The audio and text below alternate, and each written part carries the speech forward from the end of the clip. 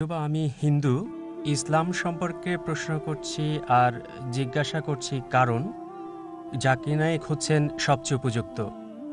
যেমন আপনি লেকচারে অনেকবার বলেছেন যে পবিত্র কোরআন লেখা হয়েছে ১৪০০ বছর আগে আর মনে করা হয় সবচেয়ে সেরা এবং আল্লাহর দেয়া সর্বশেষ ওহী। তাই আমার দুটি প্রশ্ন। আল্লাহ সবকিছু জানেন, কেন তিনি সেরা গ্রন্থটি প্রথমেই দেননি প্রথম নবীকে, আর ঈশ্বর এত সময় নিলেন তার জ্ঞানের সেরাটা দিতে? আমার দ্বিতীয় প্রশ্ন এটার সাথে সম্পর্কিত, যদিও পবিত্র কোরআন লেখা হয়েছে ১৪০০ বছর আগে আর মানুষ পৃথিবীতে বসবাস করছে হাজার হাজার বছর আগে, তাই কেন অতি দয়ালু আল্লাহ তাদের সেরা জ্ঞানটা দেন না যা আমাদের দিয়েছেন ১৪০০ বছর আগে? ধন্যবাদ সবাইকে। ভাই, আপনি প্রশ্ন করলেন খুবই প্রাসঙ্গিক প্রশ্ন, দুটো প্রশ্ন, একটা হচ্ছে আরেকটার উত্তর। আপনি বললেন যে কেন আল্লাহ সুবহানাহু ওয়া তাআলা এই চূড়ান্ত বার্তা দিলেন ১৪০০ বছর আগে, প্রথম মানুষ থেকে কেন দেননি? আর দ্বিতীয় অংশ একই প্রশ্নের উত্তর, যে ১৪০০ বছর আগে যে লোকজন ছিল তাদের ব্যাপারে কি হবে? তারা কোরআন থেকে বঞ্চিত। আল্লাহ যদি অতি দয়ালু, অতি মহান, অতি ক্ষমাশীল হন, তাহলে ১৪০০ বছর আগের লোকজন কি বঞ্চিত হয়নি? খুবই ভালো প্রশ্ন করেছেন। আপনার প্রশ্নের উত্তরে বলছি, আমার ছেলে আমাকে বলল, আব্বা, বাবা, তুমি চাও আমি ডাক্তার হই, তাহলে কেন নার্সারিতে প্রথম শ্রেণীতে, দ্বিতীয় শ্রেণী, তারপরে স্কুল কলেজে ভর্তি করালে আমাকে বলো তো? সরাসরি মেডিকেল কলেজে ভর্তি করালে না কেন? যদি আমার ছেলেকে ডাক্তার বানাতে চাই, আমি সরাসরি তাকে মেডিকেল কলেজে ভর্তি করাতে হবে না। প্রথমে তার জন্য ক্ষেত্র তৈরি করতে হবে। প্রথমে সে প্রি প্রাইমারি স্কুলে যাবে, তারপর স্কুলে যাবে স্ট্যান্ডার্ড 1, এভাবে স্কুল পাশ করবে, তারপর হাই স্কুলে যাবে, তারপর কলেজ যখন যোগ্যতা অর্জন করবে তখন মেডিকেল কলেজে যাবে সে। একইভাবে সর্বশক্তিমান আল্লাহ, যিনি অদৃশ্য জ্ঞানের মালিক, যার সকল কিছুর জ্ঞান আছে, মানব জাতির ব্যাপারে যিনি জানেন, তাই এটা বলা হয়েছে পবিত্র কোরআনে সূরা রাদ অধ্যায় নম্বর ১৩ আয়াত নম্বর ৩৮। আল্লাহ বলেন, লিকুল্লি আজলিন কিতাব। কিতাব দেওয়া হয়েছে প্রত্যেক যুগে, প্রত্যেক সময়ে। কোরআনের ৪টার নাম বলা হয়েছে, তাওরাত, জাবুর, ইনজিল এবং কোরআন। অনেক কিতাব নাজিল করা হয়েছে। প্রথম কিতাব নাজিল করেছেন কারণ সর্বশক্তিমান আল্লাহ জানতেন যে মানব জাতির আরো উন্নতি করতে হবে। যদি সেই সময় কোরআন নাজিল করতেন, সেই প্রথম সময়ে আমাদের আদি পিতা আদম আলাইহিস সালামের সময়, তিনি জানেন যে মানুষ এটা বহন করতে পারবে না। এ কারণে যে কিতাব কোরআনের আগে এসেছে, মানে ইনজিল, এখন হলো বাইবেল, যদিও আমরা বাইবেলকে ইনজিল বলে মনে করি না, তবে বাইবেলের কিছু অংশ হয়তো ঈশ্বরের বাণী। এটা বলা হয়েছে বাইবেলে গসপেল অফ জন অধ্যায় নম্বর ১৬ অনুচ্ছেদ ১২ থেকে ১৪। যিশু আলাইহিস বলছেন, আমার অনেক কিছু বলার আছে, এখন তোমরা তা সহ্য করতে পারবে না। যখন সত্যের আত্মা আসবে, সে তোমাদের সত্যের পথ দেখাবে, তোমাদের আশার পথ দেখাবে, আমাকে সম্মানিত করবে। তাই যিশু আলাইহিস জানতেন। তারপরও তিনি বলেছেন, তোমরা তা সহ্য করতে পারবে না, এজন্যই সর্বশেষ এবং চূড়ান্ত নবী আসবে, সে তোমাদের আশার পথ দেখাবে। এভাবে সর্বশক্তিমান আল্লাহ ভালোভাবে জানতেন কোন সময়টা সর্বশেষ ও চূড়ান্ত বার্তা কোরআন নাজিলের উপযুক্ত সময়, আর সেটা ছিল ১৪০০ বছর আগে। এবার আপনার দ্বিতীয় প্রশ্নে আসি, কোরআনের আগের লোকজনের কি হবে? তাদের ব্যাপারে বলি, আমার ছেলে যদি ক্লাস 1-এ পড়ে, তাকে মেডিকেল কলেজের প্রশ্নপত্র দেওয়া হবে না, ক্লাস 1-এর প্রশ্নই তাকে দেওয়া হবে। যদি হাই স্কুলে যায়, হাই স্কুলের প্রশ্নই তাকে দেওয়া হবে, তারপর জুনিয়র কলেজ। ঠিক একইভাবে সর্বশক্তিমান আল্লাহর মূল বার্তা সব গ্রন্থেই, সব কিতাবে, প্রথম থেকে শেষ কিতাব কোরআন পর্যন্ত একই, অর্থাৎ এক আল্লাহকে বিশ্বাস করতে হবে, একমাত্র তাঁরই ইবাদত করতে হবে। তাই সব নবীগণ, প্রথম নবী আদম আলাইহিস সালাম থেকে শুরু করে তারপর নূহ, ইব্রাহিম, মুসা, ঈসা, মুহাম্মদ সাল্লাল্লাহু আলাইহি সাল্লাম, সবার মূল কথা একই, আল্লাহ সুবহানাহু ওয়া তাআলার একত্ববাদ, তাওহীদ সম্পর্কে। আর এই আল্লাহর একত্ববাদ, তাওহীদ নিয়ে ইনশাআল্লাহ আমি বিস্তারিত আলোচনা করব এই কনফারেন্সের শেষ দিনে, শেষ রবিবারে, ২০শে জানুয়ারি ইনশাআল্লাহ। আশা করি উত্তরটা পেয়েছেন। ধন্যবাদ। বোনদের মাঝে যদি কোনো অমুসলিমের প্রশ্ন থাকে করতে পারেন। আসসালামু আলাইকুম। প্রশ্নটি করেছেন অমুসলিম বোন ভান্দানা। তিনি জানতে চেয়েছেন, আমি এই ধরনের নতুন অল্প জ্ঞান আছে, তাই একটা মূল প্রশ্ন করলাম, যদি ৬,০০০ আয়াতের মধ্যে ১,০০০ আয়াত বিজ্ঞান নিয়ে বলে থাকে, তাহলে কোরআন থেকে আসলে আমরা কি পেয়েছি? বোন খুব সুন্দর প্রশ্ন করলেন যে কোরআনে ৬,০০০-এর বেশি আয়াত আছে আর ১,০০০-এর বেশি আয়াত বিজ্ঞান নিয়ে বলছে, তাহলে কোরআন থেকে কি পেয়েছি? বোন, আমি লেকচারে বলেছি এর উত্তরটা যে আমাদের আসল পাওয়া হচ্ছে তাওহীদ, এক ঈশ্বরে বিশ্বাস করা, কেবল তার ইবাদত করা, অন্য কারো নয়। আর আমি বলেছি যে এই কোরআন বিজ্ঞানের বই না, SCIENCE, এটা হচ্ছে নিদর্শনের বই, SIGNS এটা আয়াতের বই। কোরআন হচ্ছে সেই বই যা আপনাকে দেখিয়ে দিবে কিভাবে জীবনযাপন করবেন। যখন শ্রী শ্রী রবিশঙ্করের সাথে বিতর্ক করেছিলাম, বলেছি যে আর্ট অফ লিভিং এর সেরা বই হচ্ছে এটা। আর্ট অফ লিভিং এর উপর যদি কোনো সেরা বই থাকে সেটা হচ্ছে কোরআন। আর্ট অফ লিভিং এর উপর সবচেয়ে সেরা বই, আর এর সদস্য সংখ্যা 1.3 মিলিয়নেরও বেশি মানুষ। এই বই জীবন চালানোর পথ বলে দেয়। অনেক সময় দেখা যায় যে কোরআনের একটা আয়াতের অনেক অর্থ হতে পারে, কারণ কোরআন হচ্ছে আল্লাহ সুবহানাহু ওয়া তাআলার বাণী। একইভাবে এই ১,০০০ আয়াত যেগুলো বিজ্ঞান নিয়ে বলছে, এর মানে এই না যে শুধু বিজ্ঞানের কথাই বলছে, অন্যান্য বিষয়ের উপরও এটা কথা বলেছে। এটাই কোরআনের সৌন্দর্য। যখন কোনো সাধারণ মানুষ পড়ে সে বুঝতে পারে, আবার যখন বিজ্ঞানের জ্ঞান সম্পন্ন কেউ পড়ে সে ভিন্ন আঙ্গিকে দেখে, দুজনের কাছে বোধগম্য। এটা কোরআনের সৌন্দর্য। এর মানে এই না যে কোরআন বিজ্ঞানের বই। হ্যাঁ, তবে একটা আয়াত কোরআনে নেই যা প্রতিষ্ঠিত বিজ্ঞানের বিরোধিতা করে, কারণ এটা আল্লাহ সুবহানাহু ওয়া তাআলার সর্বশক্তিমান স্রষ্টার বই। তাই এটা পথনির্দেশের বই, কিভাবে জীবন চালাতে হবে।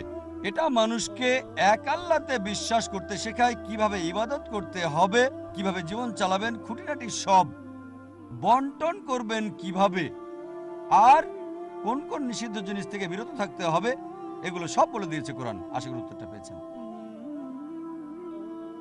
বোনদের মাঝে আর কোনো অমুসলিমের প্রশ্ন থাকলে করতে পারেন। আপনার উপস্থাপনা চমৎকার। দয়া করে কি তাদের হাত ওঠাতে বলবেন যারা এই তথ্যগুলোর অধিকাংশ আগে থেকে জানতো, যা আপনি বলেছেন? তা এই জন্য বলছি যে কেন সাধারণ শিক্ষার সাথে কোরআনকে অন্তর্ভুক্ত করা হচ্ছে না। বোন প্রশ্ন করলেন যে দর্শকদের কতজন আমার লেকচারের বেশিরভাগ অংশ আগে থেকে জানতেন, দয়া করে হাত ওঠান। আমি যা বলেছি তার চেয়ে বেশিরভাগ, মাশাআল্লাহ, অনেকেই এটা জানতেন। সবাই না হলেও 50%-এরও বেশি। এর কারণ হচ্ছে আমি একটা বই লিখেছি, কোরআন ও আধুনিক বিজ্ঞান, সঙ্গত নাকি অসঙ্গত, এই কনফারেন্সে বিতরণ করা হয়েছে। যারা বইটা পাননি, ইনশাআল্লাহ বের হওয়ার সময় আমার এই আলোচনা কোরআন এবং আধুনিক বিজ্ঞান বিতরণ করা হবে ইনশাআল্লাহ, রঙিন কাগজে ছাপা। আপনার প্রশ্নের দ্বিতীয় অংশে আসি যে কেন মুসলিমদের এই শিক্ষা দেওয়া হচ্ছে না। আমার মনে হয় বোন ভেবেছিলেন 1% বা 10% বা তারও কম হাত ওঠাবেন, আর এখানে দেখলেন মাশাআল্লাহ বেশিরভাগই জানতেন। তারপর আলোচনা শুনতে এসেছেন, মাশাআল্লাহ, আলহামদুলিল্লাহ। হয়তো প্রশ্নোত্তর পর্বের জন্য এসেছেন। এটা অনুষ্ঠানের অন্যতম সেরা অংশ। বোন, এবার ইসলামের ব্যাপারে যদি বলি, প্রথম যে নির্দেশনা আল্লাহ সুবহানাহু ওয়া তাআলা দিয়েছেন পবিত্র কোরআনে, সর্বশেষ এবং চূড়ান্ত বার্তায় মানব জাতির জন্য, সেটা বলেননি সালাহ আদায় করতে, হজ পালনের কথা এখানে বলেননি, বলেছেন ইকরা, পড়ো, আবৃত্তি করো, ঘোষণা করো। তাই প্রথম যে নির্দেশ সর্বশক্তিমান আল্লাহ দিয়েছেন সর্বশেষ ও চূড়ান্ত বার্তায়, তা হচ্ছে পড়ো, শিক্ষার নির্দেশ। এ কারণে এই মুসলিমদের জন্য শিক্ষা অর্জন করাটা আবশ্যক। আর আলহামদুলিল্লাহ দক্ষিণের লোকজন, অর্থাৎ কেরালার মাদ্রাজও, মাশাআল্লাহ, চেন্নাইতে অন্যান্য জায়গায় তুলনামূলকভাবে শিক্ষার হার বেশি, আলহামদুলিল্লাহ। আর কেরালায় মুসলিমরা 100% শিক্ষিত। শুধু মুসলিমই না, কেরালায় মুসলিম অমুসলিম সবাই শিক্ষিত। সেখানে সংস্কৃতি হচ্ছে এটা। আর ইসলাম ধর্মের ব্যাপারে বললে প্রত্যেক মুসলিমের শিক্ষা অর্জন আবশ্যক। আর যারা শিক্ষা অর্জন করেনি তাদের জন্য সংকেত যে শিক্ষা গ্রহণ করা জরুরি এটা। আর এই বার্তায় আল্লাহ সুবহানাহু ওয়া তাআলা সর্বশেষ ও চূড়ান্ত গ্রন্থ পবিত্র কোরআনে দিয়েছেন। আশা করি উত্তরটা পেয়েছেন। কোনো অতিথি কি প্রশ্ন করবেন অমুসলিম? ঠিক আছে, এখন আমরা দূরে পুরুষদের মাঝ থেকে প্রশ্ন নেব। ভাই, দয়া করে আপনার নাম এবং পেশা বলুন। শুভ সন্ধ্যা সবাইকে। আমার নাম সঞ্জীব। আমি এখানে লান পার্কে কোম্পানিতে অ্যাডমিন হিসেবে কাজ করছি। আমার কিছু প্রশ্ন আছে, তবে ইসলাম সম্পর্কে দুটো প্রশ্ন করব। প্রথম প্রশ্ন হলো, ইসলাম কি পুনর্জন্ম বিশ্বাস করে? আর দ্বিতীয় প্রশ্ন হলো, ইসলাম আত্মহত্যা সমর্থন করে না, তারপরও অনেক মানুষ যেমন পাকিস্তান, আরবিয়ান দেশগুলোতে নিজেরা নিজেদের হত্যা করছে, সাথে অন্য লোকদেরকে হত্যা করছে। তাহলে কারা এ সকল লোকদের প্ররোচিত করছে? তারা কি আসলেই ইসলাম অনুসরণ করছে, বা কারা তাদের উৎসাহ যোগাচ্ছে? এটাই আমার প্রশ্ন, স্যার। ভাই দুটো প্রশ্ন করলেন। প্রথম প্রশ্ন, ইসলাম কি পুনর্জন্মে বিশ্বাস করে? দ্বিতীয় প্রশ্ন, যদি ইসলামে আত্মহত্যা করা নিষিদ্ধ হয়, তাহলে কিভাবে পাকিস্তান এবং পৃথিবীর অন্যান্য দেশে নিজেদের উড়িয়ে দিচ্ছে, নিজেদের হত্যা করছে লোকজন? দুটো প্রশ্ন করলেন। প্রথম প্রশ্নের ব্যাপারে বলি যে ইসলাম কি পুনর্জন্মে বিশ্বাস করে? যদি বলেন শুধু পুনর্জন্ম, হ্যাঁ, তাহলে ইসলাম এটা বিশ্বাস করে। আমরা বিশ্বাস করি যে মানুষের পৃথিবীতে আসে কেবলমাত্র একবার। কোরআন বলছে যে আমি তোমাদের এই পৃথিবীতে পাঠাই, তারপর তোমাদের মৃত্যু দেই, তারপর আবার উঠাবো পরবর্তী জীবনে। এই কথাটা হিন্দু ধর্মগ্রন্থের বেদে বলা হয়েছে। যদি ঋগ্বেদ পড়েন, বুক নাম্বার 10, পুনর্জন্মের কথা বলা হয়েছে। পুনর মানে পরবর্তী, জন্ম মানে জীবন। তাই বেদ পুনর্জন্ম সম্পর্কে বলছে, পরবর্তী জীবন সম্পর্কে। কিন্তু দুঃখজনকভাবে অধিকাংশ হিন্দু পুনর্জন্মের মানে ভুল বুঝে থাকে। পুনর মানে পরবর্তী, জন্ম মানে জীবন। আমরা পরবর্তী জীবনে বিশ্বাস করি।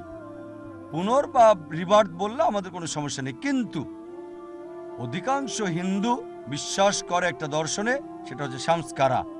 এটা একটা সংস্কৃত শব্দ সংস্কারা, যার মানে জন্ম মৃত্যু, জন্ম মৃত্যু। এটা হচ্ছে পুনর্জন্মের একটা চক্র। জন্ম মৃত্যু, জন্ম মৃত্যু, জন্ম মৃত্যু। এই জন্ম মৃত্যু, জন্ম মৃত্যু বা সংস্কারা বা পুনর্জন্মের এই চক্রের কথা বেদের কোথাও বলা হয়নি। তারা যেখান থেকে বলে তা হচ্ছে ভগবদ গীতা, অধ্যায় নম্বর 2, অনুচ্ছেদ 22। উল্লেখ আছে যে মানুষ যেমন পুরাতন কাপড়ের পরিবর্তে নতুন কাপড় পরে, একইভাবে আত্মা পুরাতন দেহকে ফেলে দিয়ে নতুন দেহ গ্রহণ করে। ভগবদ গীতার এই কথার ব্যাপারে আমার কোনো আপত্তি নেই। এটার উল্লেখ আছে উপনিষদেও। যেমন প্রজাপতি এক ঘাসের ফলা থেকে অন্য ঘাসে চলে যায়, আমার সমস্যা নেই। এখন যদি এই গ্রন্থগুলো দেখেন, যদি বেদের আক্ষরিক অর্থগুলো দেখেন, সেটা কিন্তু জন্ম মৃত্যু ইত্যাদি চক্র নিয়ে বলছে না। শুধু যেটা নিয়ে বলছে সেটা হচ্ছে পুনর্জন্ম, পরবর্তী জীবন। ইসলামে একই কথা বলা হচ্ছে। কিন্তু অধিকাংশ হিন্দু পণ্ডিতেরা বুঝতে পারে না যে কেন কিছু মানুষ শারীরিক সমস্যা নিয়ে জন্মগ্রহণ করে, প্রতিবন্ধী হয়ে কেন জন্ম নেয়। কেউ জন্মায় স্বাস্থ্যবান, কারো জন্ম হয় প্রতিবন্ধী হয়ে, কারো জন্ম হয় ধনী পরিবারে, কেউ গরিব পরিবারে। তারা ভাবলো এটা অযৌক্তিক, আর ঈশ্বর অবিচার করেন কি করে, তাই তারা থিওরি দাঁড় করালো সংস্কারা, যেটা বেদের কোথাও নেই। বেদ হচ্ছে হিন্দু ধর্মের সবচেয়ে পবিত্র ধর্মগ্রন্থ। হিন্দু ধর্মগ্রন্থগুলো হচ্ছে স্মৃতি এবং শ্রুতি। স্মৃতি হচ্ছে যেগুলো মানুষের রচনা করেছে, আর শ্রুতি হলো বেদ উপনিষদ, যা ঈশ্বরের বাণী বলে ধরা হয়। এখন তারা যাচাই করতে পারে না যে কেন কিছু লোক ধনী, কিছু লোক গরিব, কিছু লোক সুস্বাস্থ্যের অধিকারী, কিছু লোক শারীরিক প্রতিবন্ধী। তারা তাই সংস্কার থিওরি দাঁড় করালো। এবার ইসলামে আসেন। আল্লাহ কোরআনে বলেন, সূরা মুলক অধ্যায় নম্বর 67 আয়াত নম্বর 2, الذي خلق الموت والحياة আল্লাহ সৃষ্টি করেছেন জীবন এবং মৃত্যু পরীক্ষা করার জন্য কে উত্তম আমলকারী। এই জীবনটা হচ্ছে আখিরাতের জন্য পরীক্ষা। আর আমরা বিশ্বাস করি প্রত্যেক শিশুই নিষ্পাপ হয়ে জন্মায়, মাসুম হয়ে। হোক সে প্রতিবন্ধী বা স্বাস্থ্যবান, বা হোক ধনী বা গরিব, এই সব কিছুই মানুষের জন্য হচ্ছে পরীক্ষা। যেমন আল্লাহ কোরআনে বলেছেন সূরা বাকারা অধ্যায় নম্বর 2 এবং সূরা আনফাল অধ্যায় 8 আয়াত 28। আল্লাহ বলেন, আমি অবশ্যই তোমাদের পরীক্ষা করব ভয় এবং দারিদ্রতা দিয়ে। জীবনের ক্ষয়ক্ষতি দিয়ে এবং সম্পদের ক্ষয়ক্ষতি দিয়ে। আরো বলা হয়েছে সূরা আনফাল অধ্যায় ৮ আয়াত ২৮ যে তোমাদের সন্তান এবং সম্পদ তোমাদের জন্য পরীক্ষা। এখানে বুঝলাম কোরআন বলছে সন্তান সন্ততিও আমাদের জন্য পরীক্ষা। এখন ধরেন কোনো শিশু প্রতিবন্ধী হয়ে জন্মগ্রহণ করলো, এটা পরীক্ষা পিতামাতার জন্য। পিতামাতা হয়তো ভালো, হয়তো ধার্মিক, আল্লাহ তাদের আরো পরীক্ষা করতে চান প্রতিবন্ধী সন্তান দিয়ে, তারপরও তারা আল্লাহ সুবহানাহু ওয়া তাআলার উপর ভরসা করে কিনা, এটা পরীক্ষা। এর মানে এই না যে মন্দ কিছু ঘটলে এটা শাস্তি হতে পারে, এটা শাস্তি হতে পারে, এটা পরীক্ষা। যদি ভালো কিছু হয় আপনার, হতে পারে এটা পুরস্কার বা হতে পারে এটা পরীক্ষা। এর মানে এই না যে মন্দ কিছু ঘটলেই এটা আপনার শাস্তি, হতে পারে শাস্তি, হতে পারে পরীক্ষা। ভালো কিছু হলে হতে পারে এটা আপনার পুরস্কার বা আপনার পরীক্ষা। তাই এখানে সর্বশক্তিমান পিতামাতাকে পরীক্ষা করছেন যে তারা আল্লাহকে বিশ্বাস করে কিনা। তাই যদি সন্তান প্রতিবন্ধী হয়ে জন্ম নেয়, পিতামাতা হয়তো সাধারণ মুসলিম, তাই তারা বলে ফেলবে, ও কেন আমার সন্তান প্রতিবন্ধী হবে, কেন আমার সন্তান হৃদরোগ নিয়ে জন্মগ্রহণ করবে। আল্লাহ তাদের পরীক্ষা করছেন। যারা ভালো মুসলিম তারা বলবে আল্লাহ দিয়েছেন, সমস্যা নেই, তারপরও আল্লাহ সুবহানাহু ওয়া তাআলাকে ধন্যবাদ। আর পরীক্ষা যত কঠিন হবে পুরস্কারও তত বড় হবে। সাধারণ বিএ পাস করা মানে এটা একটা সহজ ব্যাপার, কিন্তু এমবিবিএস পাস করাটা কঠিন। যখন এমবিবিএস পাস করছেন নামের আগে লিখছেন ডাক্তার, ডিআর, উচ্চ মর্যাদা। পরীক্ষা কঠিন, সম্মানও বেশি। তাই আল্লাহ বিভিন্ন মানুষকে বিভিন্নভাবে পরীক্ষা করে থাকেন। প্রতিবন্ধী শিশুর জন্ম নিয়ে হিন্দুরা বলে থাকে, হিন্দু পণ্ডিতেরা, যে আগের জন্মে, তার পূর্ব জন্মে সে পাপ করেছিল, এজন্য প্রতিবন্ধী হয়েছে। তাদের আর অন্য কোনো যুক্তি নেই, ভালো কাজ করলে স্বাস্থ্য ভালো হবে। তাই হিন্দু পণ্ডিতেরা বলছে যে প্রত্যেক সৃষ্টি পরিবর্তন হতে থাকে। তাদের মতে হিন্দু ধর্মের বিশ্বজনীন ভ্রাতৃত্ব হচ্ছে সব জীবন্ত সৃষ্টি ভাই ভাই। কারণ কখনো প্রাণী হয়ে জন্ম নেবেন, কখনো পাখি, কখনো ইঁদুর, কখনো কাকড়া, কখনো বা মানুষ হয়ে। মানুষ হচ্ছে সর্বোচ্চ পর্যায়, আর মানুষের 7 বার জন্মাতে পারবে। তারা এই বিশ্বাস নিয়ে এসেছে, কারণ অন্য কোনো যুক্তি দেখাতে পারেনি কেন একটা শিশু ধনী বা গরিব, প্রতিবন্ধী বা স্বাস্থ্যবান। একইভাবে যদি কেউ গরিব হয়ে জন্ম নেয়, এটা তার জন্য পরীক্ষা। আর ধনী লোককে যাকাত দিতে হবে। প্রত্যেক ধনী ব্যক্তি যার নিসাব লেভেলের চেয়ে বেশি সঞ্চয় আছে, 85 গ্রাম স্বর্ণের চেয়ে বেশি, তাকে প্রতি চন্দ্র বছরে 2.5% জাকাত দিতে হবে। গরিব লোকদের জন্য, গরিব লোক সে জাকাতে পূর্ণ মার্ক পেয়ে গেল, সে গরিব, তাকে জাকাত দিতে হবে না, 100-তে 100 পেয়ে গেল। তবে আমরা বলি ও গরিব লোক বেচারা, গরিব লোক জাকাতে 100-তে 100 পেয়েছে। ধনী লোক যদি যথাযথভাবে জাকাত দেয়, সে 100-তে 100 পেতে পারে। সে বলতে পারে ঠিক আছে, আমার অনেক সম্পদ, এই অংশের জাকাত দেব না, সে হয়তো 50% জাকাত দিল। সুতরাং নেগেটিভ পয়েন্ট অনেক সময় দেয় না। তাই চিন্তা করেন, ধরেন একটা পরীক্ষায় আপনার প্রশ্নপত্র যেটা হয়েছে সেটা খুবই সহজ, আপনি খুশি হবেন না দুঃখ পাবেন?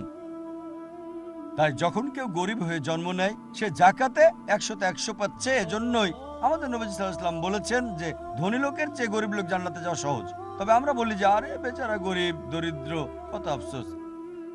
জাকাতে 100-তে 100 পাচ্ছে সেটা ভুলে যায়। ধনী লোককে জাকাত দিতে হবে, জাকাত দেওয়া ছাড়াও আবার তাকে দান করতে হবে, সম্পদের হিসাব দিতে হবে। আর এজন্যই ইসলাম যে আমরা একবারই এই পৃথিবীতে জন্ম নেই, আর একবারই যথেষ্ট, একবারই মৃত্যু হবে আমাদের। আর বিচারের দিনে পুনরুত্থান হবে, এটাকে পুনর্জন্ম বা পুনর্জন্ম যাই বলেন সমস্যা নেই, আমরা বলি মৃত্যুর পরের জীবন।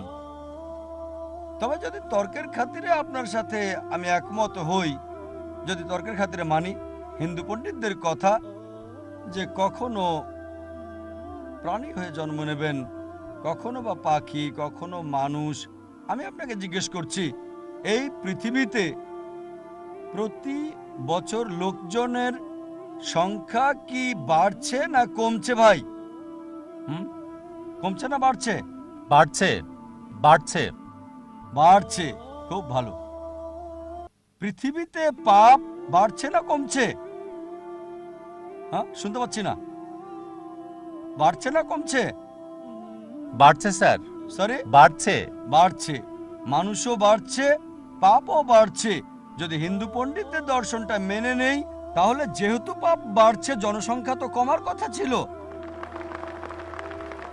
সেজন্যই আমি সর্বোচ্চ গ্রন্থের কথা বলবো, বেদ। যখন চেন্নাইয়ে লেকচার দেই, আগে একটা লেকচার দিয়েছি প্রথম পিস কনফারেন্সে 2004 সালে, ইসলাম এবং হিন্দু ধর্মের সাদৃশ্য নিয়ে।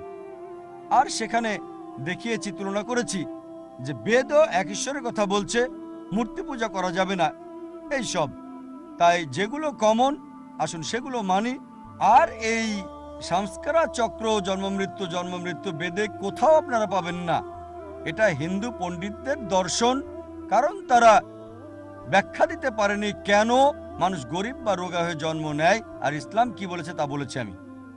এবার আপনার দ্বিতীয় প্রশ্নে আসি, যে যদি ইসলামে আত্মহত্যা নিষিদ্ধ হয়, হারাম হয়, এমন হলে কেন মানুষ আত্মহত্যা করে? কেউ কি প্ররোচিত করছে তাদের? Suicide bombing.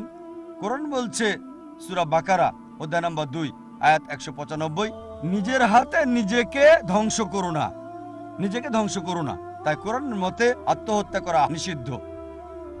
সুতরাং আত্মহত্যা করা নিষিদ্ধ। এবার অন্য নিরপরাধ মানুষকে হত্যার ব্যাপারেও কোরআন বলছে সূরা মাইদা অধ্যায় নম্বর 5 আয়াত 32, কেউ যদি মানুষ হত্যা করে, হোক মুসলিম বা অমুসলিম, যদি হত্যার বদলা না হয় বা জমিনে ফ্যাসাদ করার কারণে না হয়, সেজন্য পুরো মানব জাতিকেই হত্যা করলো। আর কেউ যদি কোনো মানুষকে রক্ষা করে, সেজন্য গোটা মানব জাতিকে রক্ষা করলো। তাই যে কোনো নিরপরাধ মানুষকে হত্যা করা, হোক মুসলিম বা অমুসলিম, সেটা ইসলামে নিষিদ্ধ। তাই কেউ যদি কোনো হামলা করে, হোক আত্মঘাতী বা নিজেকে ছাড়া, যদি সে নিরপরাধ মানুষকে হত্যা করে, সেটা নিষিদ্ধ। তাই নিরপরাধ মানুষকে হত্যা করা ইসলামে সম্পূর্ণভাবে নিষিদ্ধ। যদি যুদ্ধের কৌশল হিসেবে তা করেন, যেমন জাপানিরা প্রথম থেকে সুইসাইড বোম্বিং করেছিল। সুইসাইড বোম্বিং আসলো থেকে একজন প্রফেসর একটা বই লিখেছেন, ডাইং টু উইন আমেরিকা। তিনি লিখেছেন যে প্রথম যে ব্যক্তি সুইসাইড বোম্বিং করেছিল এলটিটি থেকে, তামিল টাইগার, তারপর দায় চাপানো হয় মুসলিমদের উপর। কেন জানি না, এটা মিডিয়া করেছে। আপনি কি শুনেছেন কোন মুসলিম প্রথম সুইসাইড বোম্বিং করেছিল? প্রথম করেছে এলটিটি থেকে, তারপরে আমেরিকানরা। আর হয়তো কিছু মুসলিম কুলাঙ্গাররা তা করেছে, কিন্তু শুরু করেছে কে? তারপরে কোনো আত্মঘাতী হামলা হলে, সন্ত্রাসী হামলা হলে বলা হয় মুসলিমরা করেছে। চেন্নাইয়ে কয়েক বছর আগে আমি একটা লেকচার দিয়েছি, সন্ত্রাসবাদ এবং জিহাদ ইসলামিক দৃষ্টিভঙ্গিতে। সেখানে আমি বিস্তারিত বলেছি আত্মঘাতী বোমা হামলার ব্যাপারে ইসলামিক দৃষ্টিভঙ্গি কি। তবে নিরপরাধ মানুষকে হত্যা করা এবং আত্মহত্যা করা এটা হারাম। আশা করি উত্তরটা পেয়েছেন। প্রশ্ন করার জন্য ধন্যবাদ। কে যাচ্ছি পুরুষদের মাঝে। যদি পেছনে কোনো অমুসলিম থাকেন বা মহিলাদের মাঝে, দয়া করে ভলান্টিয়াররা হাত তুলবেন। কোনো অমুসলিম বোন আছেন, আমাকে আপনারা প্রশ্ন করতে পারেন। কোনো অমুসলিম দর্শক যদি প্রশ্ন করতে চান, নির্দ্বিধায় করতে পারেন, এটা আপনাদের সুযোগ। এই চেন্নাইয়ে আমি আরও একবার এসেছি, আলহামদুলিল্লাহ সব প্রশ্ন অমুসলিমরাই করেছিলেন। তাই আশা করি চেন্নাইয়ের অমুসলিমরাও মাশাআল্লাহ তারা সাহসী, যে কোনো প্রশ্ন করতে পারেন, সমালোচনা করতে পারেন। যদি আমার কথার সাথে একমত না হন, সমস্যা নেই, আপনারা সামনে এসে প্রশ্ন করেন। বিশ্বাস করেন আমার বয়স কম, তবু আমি সহ্য করতে পারি। কোরআনের সমালোচনা করেন, ইসলামের সমালোচনা করতে পারেন, প্রশ্ন করতে পারেন, এটা আপনাদের সুযোগ। মাইক্রোফোনের সামনে চলে আসেন, সন্দেহ দূর করেন, এটা আপনার সুযোগ। এখানে একজন ভাই আছেন, প্রশ্ন করতে চাচ্ছেন। দয়া করে নাম এবং পেশা বলুন। হ্যালো সবাইকে, আমার নাম রামাকৃষ্ণ নান, আমি একজন সফটওয়্যার ইঞ্জিনিয়ার। আপনার কাছে আমার দুটো প্রশ্ন। প্রথমটা হলো, মৃত্যুর পর অঙ্গদানের ব্যাপারে ইসলাম কি বলে? এটার কি অনুমতি আছে নাকি নিষিদ্ধ? দ্বিতীয় প্রশ্ন হলো, নাস্তিকের ব্যাপারে ইসলাম কি বলে? এই দুটোই। ভাই দুটো প্রশ্ন করলেন, ভাই একজন অমুসলিম আর দুটো প্রশ্ন করলেন, কোনো সমস্যা নেই। প্রথম প্রশ্ন হচ্ছে শরীরের অঙ্গ দান করার ব্যাপারে ইসলাম কি বলে, আর দ্বিতীয় প্রশ্ন হচ্ছে নাস্তিক সম্পর্কে। এবার আপনার প্রশ্নে আসে, ইসলাম অঙ্গদানের ব্যাপারে কি বলে। কোরআনের সরাসরি কোনো আয়াত নেই বা সহিহ হাদিস নেই যেটা বলছে অঙ্গদান করা যাবে কি না। তবে অনেক সম্মেলনে হয়েছে, যেমন সৌদি আরবে হয়েছে, মালয়েশিয়া সহ পৃথিবীর বিভিন্ন অঞ্চলে হয়েছে। এবং বিশেষজ্ঞরা একটা ঐক্যমতে পৌঁছেছেন, যদি 3টি শর্ত মানা হয় তাহলে অঙ্গ দান করা যাবে। 1 নম্বর, যার অঙ্গটা দরকার, স্বাভাবিকভাবে এটা তার জীবন রক্ষাকারী হবে, সে অঙ্গ নিতে পারবে যদি সেটা তার জন্য বড় উপকারী হয় বা জীবন রক্ষা করে। 2 নম্বর হচ্ছে, যে ব্যক্তি অঙ্গ দান করবে, অঙ্গ দান করার পরে এটা তার শরীরে বড় কোনো ক্ষতি করবে না। যেমন ধরুন, যদি হার্ট দান করেন তাহলে তো মারা যাবেন, তাই হার্ট দান করা যাবে না। তবে ডাক্তাররা বলে যে একজন মানুষ 2টো কিডনির একটা দিয়ে দিলে সে বেঁচে থাকতে পারে। তাই যদি আমার মায়ের কিডনি সমস্যা হয়, 2টো কিডনি নষ্ট হয়ে যায়, আর আমি আমার মাকে একটা কিডনি দিয়ে দিই, তাহলে আমরা দুজনেই বেঁচে থাকতে পারবো। তবে স্বাভাবিকভাবে কেউ যদি তার কোনো অঙ্গ মৃত্যুর সময় দান করতে চায়, সেটার অনুমতি আছে, কিন্তু যদি জীবিত অবস্থায় হয় আর শরীরের কোনো বড় ক্ষতি বা জীবন হারানোর সম্ভাবনা থাকলে তা করতে পারবে না। আর তৃতীয় বিষয় হচ্ছে, টাকার বিনিময়ে দিয়ে যাবে না, অঙ্গ বিক্রি করা যাবে না। যদি এই 3টি শর্ত মানা হয় তাহলে অঙ্গ দান করতে পারবে। এবার আপনার দ্বিতীয় প্রশ্নে আসি আমি, নাস্তিকদের ব্যাপারে ইসলাম কি বলে। আমার কথা যদি বলেন, যখন কোনো নাস্তিকের সাথে দেখা হয়, আপনি কি নাস্তিক ভাই? আচ্ছা, বললেন না। কোনো নাস্তিকের সাথে দেখা হলে প্রথম যে কাজটা আমি করি, আমি সে নাস্তিকে অভিনন্দন জানাই। লোকজন হয়তো আশ্চর্য হবে, কেন জাকির নাস্তিককে অভিনন্দন জানাচ্ছে? আমি নাস্তিককে অভিনন্দন জানাচ্ছি কারণ অধিকাংশ মানুষই অন্ধভাবে বিশ্বাস করে সে একজন হিন্দু কারণ তার বাবা হিন্দু, সে খ্রিস্টান কারণ তার বাবা খ্রিস্টান, অনেক মুসলিম কারণ তাদের বাবা মুসলিম। আর এই নাস্তিক চিন্তা করছে সে হয়তো কোনো ধর্মীয় পরিবারের, তার বাবা হয়তো ধার্মিক, তবে সে হয়তো বিশ্বাস করছে না যে সে কিভাবে ঈশ্বর, যার খাবারের দরকার হয়ে থাকে, ঈশ্বর কি করে মারা যায়, ঈশ্বর মিথ্যে কথা বলে। আর আমি নাস্তিককে ধন্যবাদ জানাই কারণ সে ইসলামিক শাহাদার যে প্রথম অংশ সেটা বলে ফেলেছে, সে লা ইলাহা, মানে কোনো মাবুদ নাই। আমার যে কাজটা করতে হবে তাহলে ইল্লাল্লাহ, আল্লাহ ছাড়া, আমি সেটা করবো ইনশাল্লাহ। তাই আমার অর্ধেক কাজ তো হয়ে গেছে। কোনো অমুসলিম যে অন্য ঈশ্বরে বিশ্বাস করে তাকে প্রথমে দেখাতে হবে যে ঈশ্বরের উপাসনা করছে সেটা ভুল।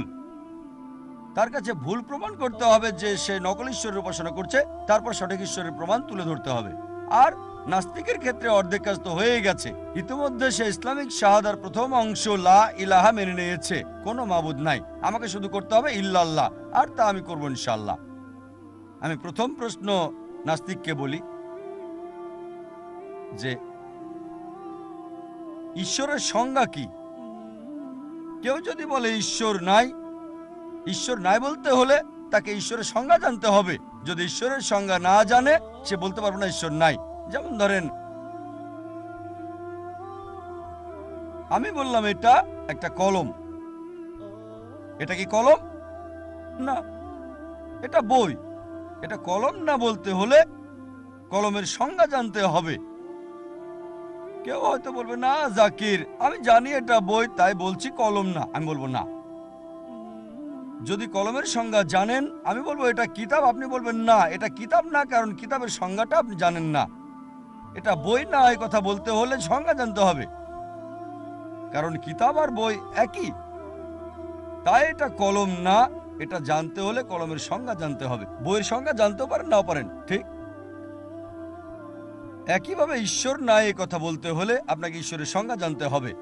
এখন এই নাস্তিক বিশ্বাস করছে যে ও ঈশ্বরের খাবারের দরকার হয়, ঈশ্বর মিথ্যে কথা বলে থাকে, যুদ্ধ করে পরাজিত হয়, এমন ঈশ্বরে সে বিশ্বাস করে না। আমিও বলবো যে আমি বিশ্বাস করি না, লা ইলাহা। তারপর তাকে বলবো ঈশ্বরের সঠিক ধারণাটা। আর ঈশ্বরের সঠিক ধারণা দেওয়া হচ্ছে সূরা ইখলাস অধ্যায় নম্বর 112 আয়াত 1 থেকে 4, যেটা নিয়ে আলোচনা করবো কনফারেন্সের শেষ দিন ইনশাআল্লাহ।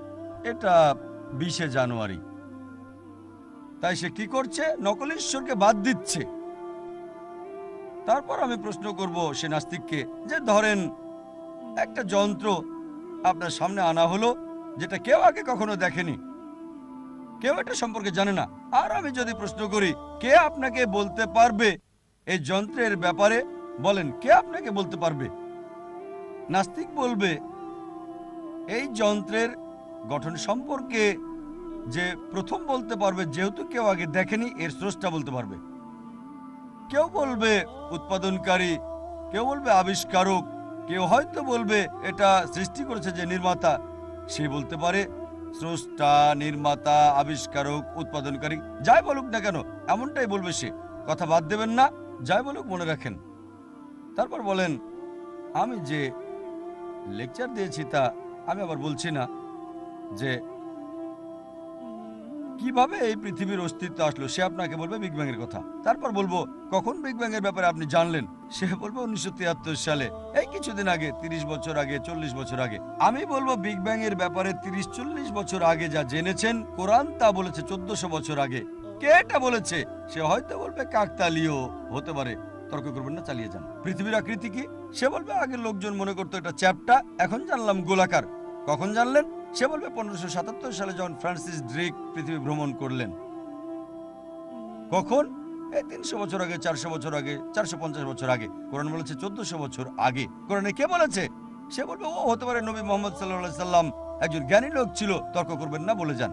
চাঁদের আলো কি তার নিজস্ব আলো নাকি প্রতিফলিত আলো? সে বলবে আগে জানতাম যে এটা নিজস্ব আলো, আর এখন সম্প্রতি জানলাম 200 বছর আগে এটা প্রতিফলিত আলো।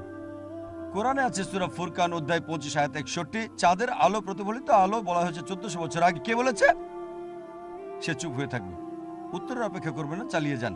স্কুলে শিখেছি যে সূর্য স্থির নিজ অক্ষে বিচরণ করে না। সে বলবে কোরআনে আছে, আমি বলবো না, স্কুলে শিখেছি আমি।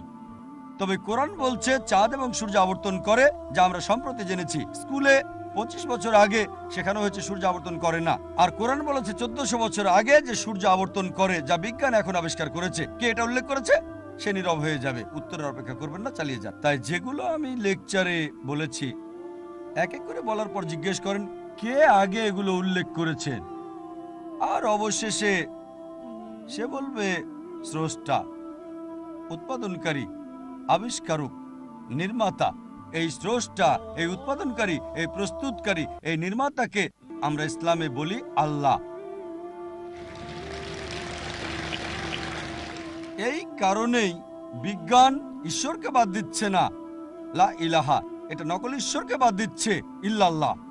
এই জন্য স্যার ফ্রান্সিস বেকন, বিখ্যাত দার্শনিক, তিনি বলেছেন যে বিজ্ঞানের অল্প জ্ঞান আপনাকে নাস্তিক করবে, বিজ্ঞানের গভীর জ্ঞান ঈশ্বরে বিশ্বাসী করবে। তাই এই লেকচার কোরআন ও আধুনিক বিজ্ঞানের সাহায্যে বৈজ্ঞানিকভাবে আল্লাহর ধারণা প্রতিষ্ঠা করতে পারেন। আশা করি উত্তরটা পেয়েছেন। ধন্যবাদ। আমি বোনদের বলছি, ইনশাআল্লাহ আপনাদের মাঝে কোনো অমুসলিম বোন থাকলে উৎসাহ দিন প্রশ্ন করার জন্য। এটা তাদের জন্য সুবর্ণ সুযোগ। আপনারা তাদেরকে উৎসাহ দিন মাইক্রোফোনে আসার জন্য। ভাই, আমার নাম রিতেশ, আমি ছাত্র, A-level পড়ছি। আমার প্রশ্ন হলো, পোশাকের ব্যাপারে সব ধর্মের সীমাবদ্ধতা আছে, নির্দিষ্ট করে বললে মহিলাদের ব্যাপারে তারা সময়ের সাথে পরিবর্তন হয়েছে, কিন্তু বোরখা কেন এখনো পরিবর্তন হচ্ছে না সময়ের সাথে সাথে?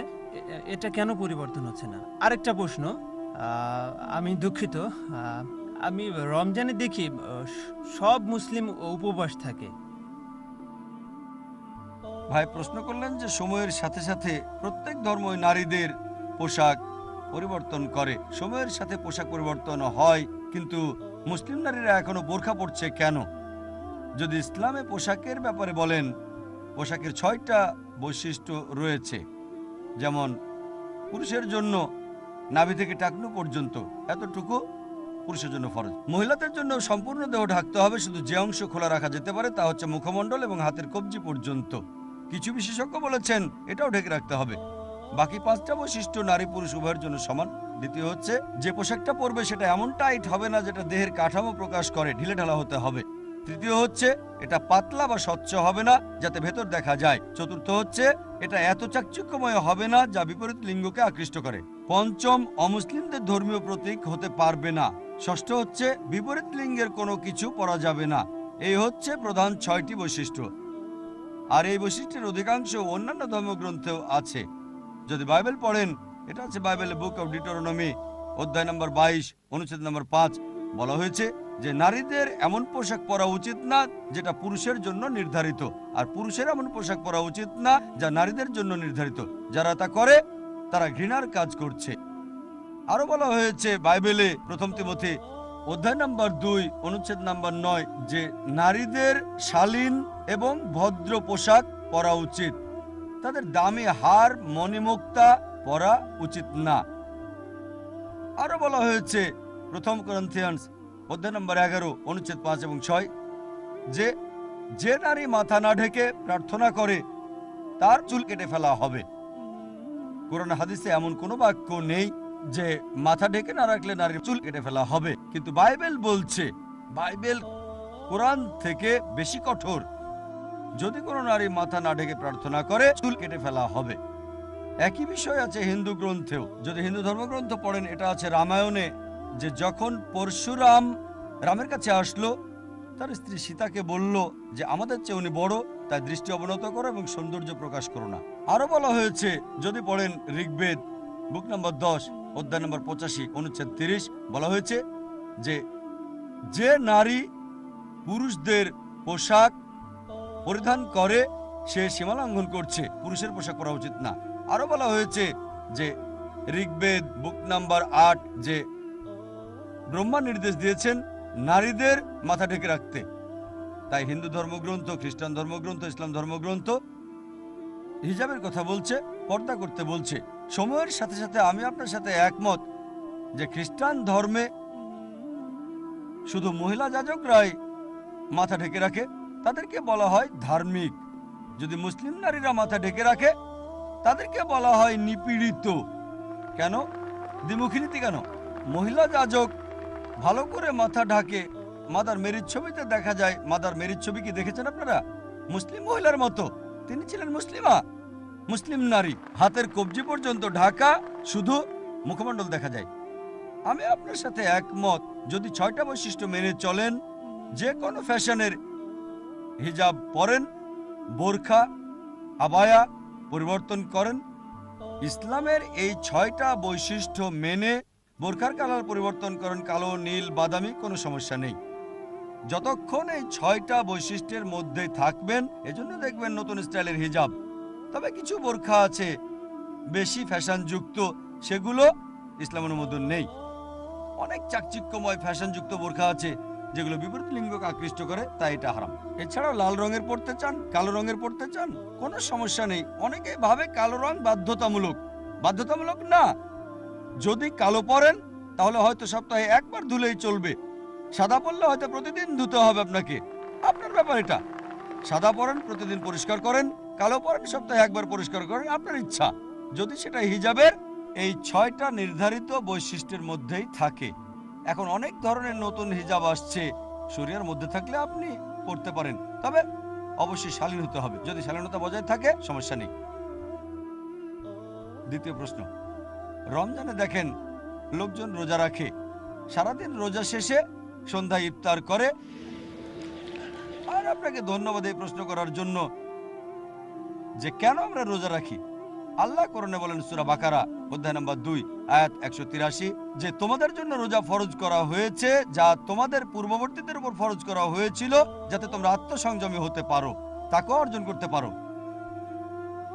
এখন বিজ্ঞান আমাদের বলে ক্ষুধা নিয়ন্ত্রণ করতে পারলে প্রায় সব ইচ্ছা নিয়ন্ত্রণ করা যাবে। তাই রোজা রাখলে সব ইচ্ছা নিয়ন্ত্রণ করতে পারবেন। তবে আমি আপনার সঙ্গে একমত, যদিও সবাই না, অনেক মুসলিমই, যদি অধিকাংশ মুসলিমই বলেন, আমি আপনার সঙ্গে একমত যে তারা রোজা রাখে আর যখন রোজা ভাঙে খাবারের উৎসব করে। উদ্দেশ্যের কথা তারা ভুলে যায়। অনেকেই দিনকে রাতে পরিণত করে আর রাতকে দিনে, সারাদিন ধরে ঘুমায় আর সারা রাত ক্রিকেট খেলে। ইন্ডিয়াতে ক্রিকেট। স্বাভাবিক জীবনযাপন করতে হবে যা সচরাচর হয়, আরো ইবাদত করতে হবে, আপনাকে আরো উপাসনা করতে হবে। তাই রোজা পালনের সময় খাবার কম খেলে এটা শারীরিকভাবে উপকারী, অতিরিক্ত খেলে স্বাস্থ্যের জন্য ক্ষতিকর। যদি সঠিক পদ্ধতিতে করেন অনেক শারীরিক উপকার আছে রোজাতে। এজন্য আমার ভিডিও ক্যাসেট দেখতে পারেন। রোজার উপর 64টা পর্বে আমি আলোচনা করেছি যা রমজানে দেখানো হয়। ইনশাল্লাহ দেখতে পারেন, রোজার অনেক উপকার আছে। আশা করি উত্তরটা পেয়েছেন। বোনদের মাঝে যদি কোনো মুসলিমের প্রশ্ন থাকে করতে পারেন। আসসালামু আলাইকুম। প্রশ্নটি করেছেন অমুসলিম বোন ভান্দানা। তিনি জানতে চেয়েছেন, আমি এই ধরনের নতুন অল্প জ্ঞান আছে, তাই একটা মূল প্রশ্ন করলাম। যদি ৬,০০০ আয়াতের মধ্যে ১,০০০ আয়াত বিজ্ঞান নিয়ে বলে থাকে, তাহলে কোরআন থেকে আসলে আমরা কি পেয়েছি? যদি কোনো বোন প্রশ্ন করতে চান, আমি আবারও আসছি, তবে পুরুষদের মধ্য থেকে একটা প্রশ্ন নিচ্ছি। সবাইকে আবার শুভ সন্ধ্যা। এটা সত্যি মুগ্ধ করেছে আপনার আলোচনার পর পবিত্র কোরআনে কত বিজ্ঞানের বিষয় রয়েছে। তবে অধিকাংশ উদাহরণ যেগুলো কোরআন থেকে দিয়েছেন সেটা বোঝা খুবই কঠিন। যেগুলো কোরআন বলছে ওই সকল নির্দিষ্ট বিষয় বিজ্ঞান আবিষ্কার